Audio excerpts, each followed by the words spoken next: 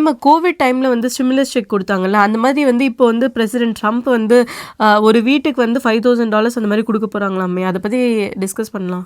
ஆமாம், ரொம்ப இம்பார்ட்டண்ட்டான ஒரு வீடியோ. நிறைய பேர் இதை தான் கேட்டிருந்தாங்க, எப்போ அந்த பணம் வருங்கிற அளவுக்கு வந்து கேட்குறாங்க. $5,000 அப்படிங்கிறது கொஞ்சம் வந்து மேம்படுத்தப்பட்ட அந்த அமௌண்ட்டாக இருக்கலாம். ஆனால் ஒரு ஸ்டிமுலஸ் செக் வரப்போகுது அப்படிங்கிறதுக்கான எல்லா சாத்தியமான விஷயங்களும் தென்படுது, கண்ணுக்கு எதிராகவே தென்படுது. ஸோ அது வந்து எல்லாரும் தெரியும் போது அதை வச்சு ஒரு பிளான் பண்ணலாம். சரி, இல்லை அதை எங்கே இன்வெஸ்ட் பண்ணலாம் அப்படின்னு பிளான் பண்ணிக்கலாம். இல்லை எப்போ வரும், யார் யாரெல்லாம் எலிஜிபிள், அது ரொம்ப முக்கியம். நிறைய பேர் கேட்டது வந்து வீசாலாம் இருக்காங்களா இங்கே, அவங்களும் டேக்ஸ் பே தானே, அவங்களுக்குலாம் அந்த அமௌண்ட் கொடுப்பாங்களா அப்படின்னு கேட்டிருக்காங்க. இந்த மாதிரி பல விஷயங்களை வந்து சுவாரஸ்யமாக நம்ம வீடியோவில் இன்றைக்கி விவாதிக்க போகிறோம். ஏகான்ஸ் ஆப்பை பற்றி நான் இன்வெஸ்ட் பண்ண நாள்லேருந்து அதுக்கான அப்டேட் கொடுத்துக்கிட்டு இருக்கேன். லோ ரிஸ்க் நல்ல ரிட்டர்ன். நீங்கள் வந்து ஸ்டாக் மார்க்கெட்டில் இன்வெஸ்ட் பண்ணிங்கன்னா வந்து ஹை ரிஸ்க் ஹை ரிட்டர்ன் நான் ஒத்துக்கிறேன். ஆனால் எல்லாத்தையும் நம்ம ஸ்டாக் மார்க்கெட்டில் போடணும்னு அவசியம் இல்லை. கைண்ட் ஆஃப் மியூச்சுவல் ஃபண்ட் கொஞ்சம் அமௌண்ட் வந்து அதில் போட்டு வைப்போம் அப்படின்னு நினச்சிங்கன்னா ஏகான்ஸ் ஆப் வந்து ஒரு நல்ல ஒரு ஆப்பர்ச்சுனிட்டியை தராங்க. நான் வந்து யூஸ் பண்ணிருக்கேன். அதோட ரிட்டர்ன்ஸுமே உங்க ஸ்கிரீன்லயும் காட்டுறேன். உங்களுக்கு வேணும்னா அந்த லிங்க் வந்து டிஸ்கிரிப்ஷன்லயும் பின் கமெண்ட்ஸ்லயும் இருக்கு. பிளஸ் நீங்க ஃபர்ஸ்ட் டைம் ஜாயின் பண்ணும்போது உங்களுக்கான ரிவார்ட்ஸும் அதுல இருக்கு. Hey guys, welcome back to our channel. வணக்கம் நண்பர்களே, நான் உங்க பிரேம் பேசுறேன். நான் உங்க ஆர்த்தி பேசுறேன். பிரேமா, இந்த வாட்டி தரப்போற ஸ்டிமுலஸ் செக் வந்து யார் தரப்போறா? கவர்மெண்ட் தான் தரப்போறாங்க. ஆனா எதனால தரப்போறாங்க அப்படின்னு தெரிஞ்சுக்கணும். இது எல்லாத்துக்கும் காரணம் வந்து டாஜ் தான். எலான் மஸ்கா?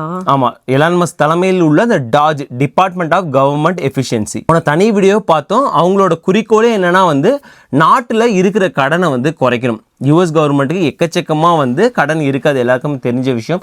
கவர்மெண்ட் ஸ்பெண்டிங் நிறையா இருந்துகிட்டு இருக்கு. அவங்க என்ன சொல்றாங்கன்னா, நிறையா வந்து இந்த ஸ்பெண்டிங் வந்து அப்யூஸ் பண்ணுறாங்க, நிறைய விஷயத்தில் ஃப்ராட் நடக்குது.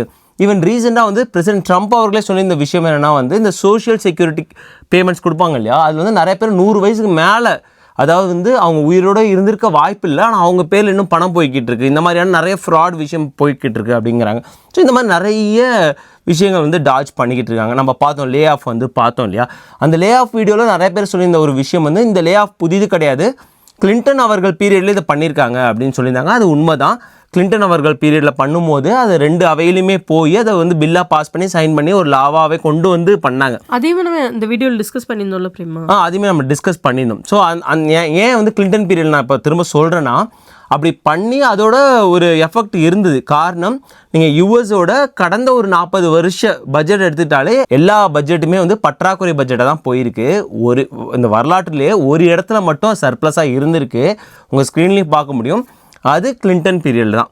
பில் கிளின்டன் பீரியடில் அந்த ஒரு லே ஆஃப் கொஞ்சம் எஃபெக்ட் ஆகிருக்கு அப்படிங்கிறது தான் காட்டுது. அப்போ தான் வந்து ஒரு சர்ப்ளஸான யூஎஸ் பட்ஜெட் போட்டப்பட்டது, அதுக்கப்புறம் போடல. ஸோ அதனால தான் டாஜ் வந்து ரொம்ப மும்மரமாக வந்து அதை குறைக்கணும்னு வந்து ஸ்டெப் எடுத்துகிட்டு இருக்காங்க. ஸோ இப்போ என்ன சொன்னாங்கன்னா, டாஜ் வந்து நாங்கள் நிறையா விஷயம்லாம் பண்ணியிருக்கோம், நிறைய ஸ்பெண்டிங் கட் பண்ணுறோம், நிறைய லே ஆஃப் பண்ணுறோம். ஈவன் ஐஆர்எஸில் இன்றைக்கி நியூஸ் வந்து 6000 to 7000 பேர் வரைக்கும் வந்து, ஐஆர்எஸ்னு தெரியும், டேக்ஸ் ரெவன்யூ டிபார்ட்மெண்ட் இல்லையா. ஸோ அங்கேருந்து வந்து ஆட்களை வந்து லே ஆஃப் பண்ண போகிறாங்க அப்படிங்கிறது லேட்டஸ்ட் நியூஸ். ஸோ இந்த மாதிரி நான் ஏன் சொல்ல வரேன்னா, இப்படி டாஜ் வந்து பல வகையிலும் வெறும் லே ஆஃப் மட்டும் கிடையாது, அதை தாண்டி நான் சொன்ன சோஷியல் செக்யூரிட்டி பேமெண்ட்ஸ் தான் ஒரு எக்ஸாம்பிள். இதெல்லாம் செஞ்சு வந்து நிறைய வந்து பில்லியன்ஸ் ஆஃப் டாலர்ஸ் அப்படின்னு ட்ரம்ப் அவர்களே சொன்னது, நாங்கள் வந்து சேவ் பண்ணியிருக்கோம் அப்படின்னு சொன்னாங்க.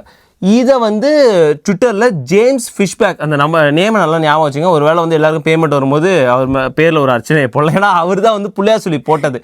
அவங்க அப்பா அம்மா நல்ல பேர் வச்சுருக்காங்க, ஜேம்ஸ் ஃபிஷ்பேக்கு. ஏன்னா அதனால தான் அவர் சொன்னது கிவ் பேக் மணி அப்படின்னு சொல்லியிருக்காரு.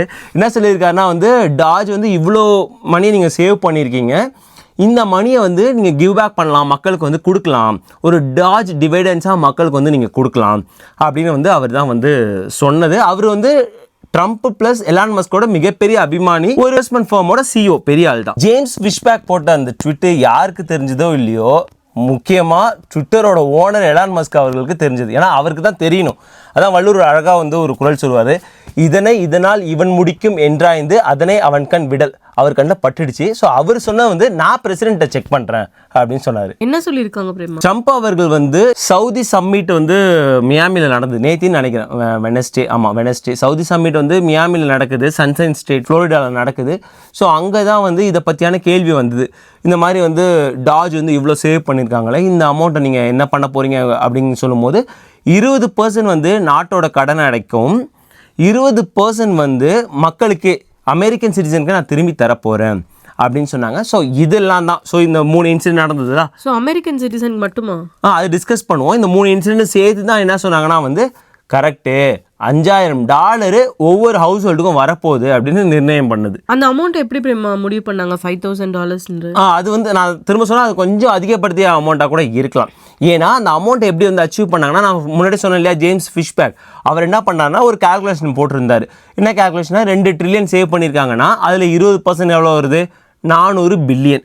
மொத்தம் வந்து 79 million household, taxpayer household இருக்காங்க யூஎஸ்ஏல. அப்படியே ஒரு டிவைடர் போட்டுட்டு ஒவ்வொரு ஹவுஸ் ஹோல்டுக்கும் $5000 வருது அப்படின்னு ஒரு கணக்கு, சும்மா அப்படி த்ரோ பண்ணுறது தான், ரைட். ஸோ 5000ங்கிறது கொஞ்சம் அதிகமான அமௌண்ட்டாக கூட இருக்கலாம். காரணம் இந்த 2 ட்ரில்லியன் அவங்க சேவ் பண்ணியிருக்காங்களான்னு இன்னும் தெரில. டாஜ் அதை வந்து நிறைய பேர் வந்து விவாதத்துக்கு உள்ளான ஒரு விஷயமா சொல்கிறாங்க.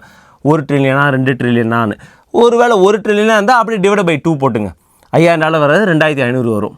இல்லை $1/2 ட்ரில்லியனாக இருந்ததுன்னா அதுலேயுமே வந்து ஒரு டிவைடர் போட்டுருங்க. ஸோ அதுக்கு தகுந்த மாதிரி பணம் வரப்போகுது. அது என்னென்னா கண்டிப்பாக சேவிங்ஸ் இருக்குது, பாயிண்ட் நம்பர் 1. கண்டிப்பாக அந்த சேவிங்ஸில் 20% வந்து செக்காக வரப்போகுது, அதாவது ஸ்டிமுலஸ் செக்காக வந்து மக்கள்கிட்டே வரப்போகுது, பாயிண்ட் நம்பர் 2.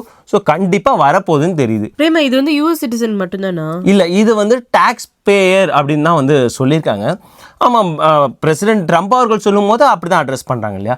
ஏன்னா எப்படி இந்த மாதிரி ஸ்டிமுலஸ் செக்லாம் தராங்கன்னு நமக்கு தெரியும். முதல் ஸ்டிமுலஸ் செக் தந்ததே ட்ரம்ப் அவர்கள் தான்.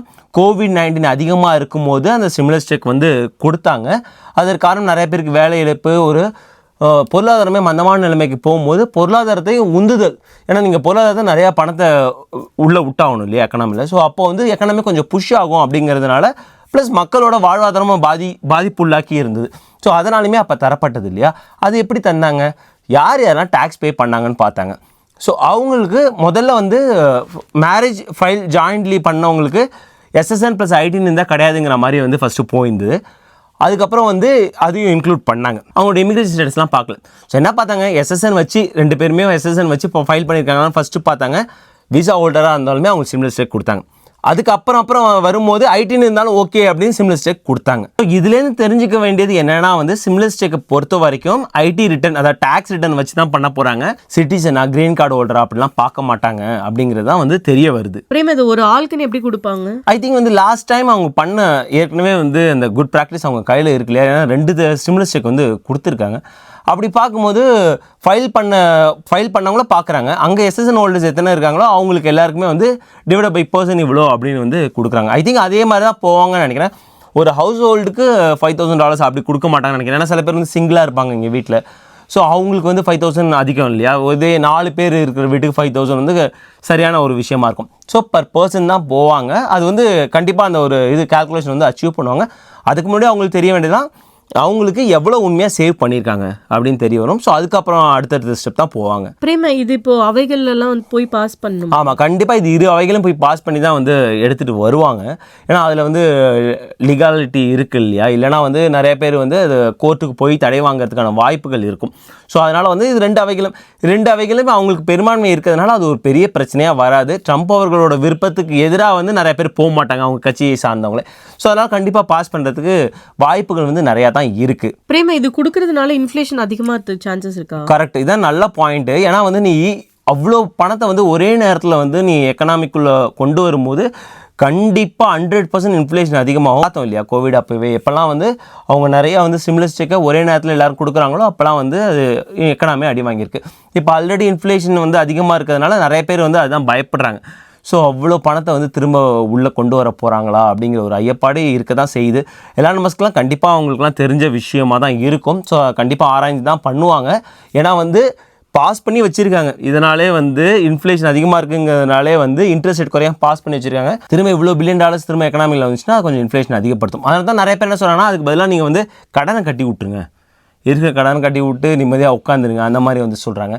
எனக்கு என்ன தோணுதுன்னா வந்து அட்லீஸ்ட் கொஞ்சம் அமௌண்ட் வேணால் மக்களுக்கு கொடுத்துட்டு அந்த கடன் கட்டுறதுலையும் ப்ளஸ் அவங்க டேக்ஸ் கட் பண்ணலாம் இல்லையா. நிறைய டேக்ஸ் கட்டிகிட்டு இருக்காங்களா, அதில் கொஞ்சம் கட் பண்ணி மக்களுக்கு நிவாரணம் கொடுக்கலாம். ஸோ அந்த மாதிரி செய்யலாம். இல்லை அந்த பணத்தை வந்து நிறைய வந்து வீடு இல்லாதவங்க நிறையா அமெரிக்காலையும் இருக்காங்க இல்லையா. ஸோ அவங்களுக்கான ஒரு மறுவாழ்வு ஏற்படுத்தி கொடுக்கலாம். ஸோ இந்த மாதிரி வந்து இது நிறைய ஆப்பர்ச்சுனிட்டிஸும் அவங்களுக்கு இருக்குது. அதாவது வந்து ஒரு ஃப்ராக்ஷன் ஆஃப் அமௌண்ட் இந்த மாதிரி ஸ்டிமுலஸ் கொடுத்துட்டு இந்த மாதிரியும் வந்து யூஸ் பண்ணிக்கலாம். ஸோ வந்து அது எக்கனாமியும் வந்து பெரும் பாதிப்பை வந்து ஏற்படுத்தாது.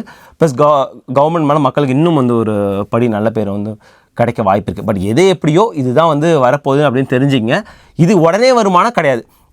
கொஞ்சம் டைம் எடுக்கும், ரைட்? நீங்கள் வந்து ஆனால் நீங்கள் செய்ய வேண்டியதெல்லாம் கரெக்டான டயத்தில் தயவு செஞ்சு இந்த தடவை டேக்ஸ் ரிட்டர்ன் பண்ணுங்க. ஸோ முதல்ல பார்க்குறதே 2024 டேக்ஸ் ரிட்டர்ன் யார் யார் பண்ணியிருக்காங்க, அவங்களுக்கு இந்த சிமிலர் செக் அனுப்பு, அதுதான் நம்ம ஹிஸ்டாரிக்கலாக பார்த்தோம். ஸோ அதனால் டேக்ஸ் ரிட்டர்ன் பண்ணுறது ரொம்ப ரொம்ப இம்பார்ட்டன்ட், கரெக்டான நேரத்தில் பண்ணிவிடுங்க. ஐ ஹோப் உங்களுக்கு இந்த வீடியோ யூஸ்ஃபுல்லாக இருந்திருக்குன்னு நினைக்கிறேன். மறக்காம நம்மளோட சேனல் லைக் பண்ணுங்கள், ஷேர் பண்ணுங்கள், சப்ஸ்கிரைப் பண்ணுங்கள். மறக்காம அந்த பெல் ஐக்கனும் தட்டி விட்டு போங்க. தேங்க்ஸ் ஃபார் வாட்சிங் திஸ் வீடியோ ஃப்ரெண்ட்ஸ். நன்றி.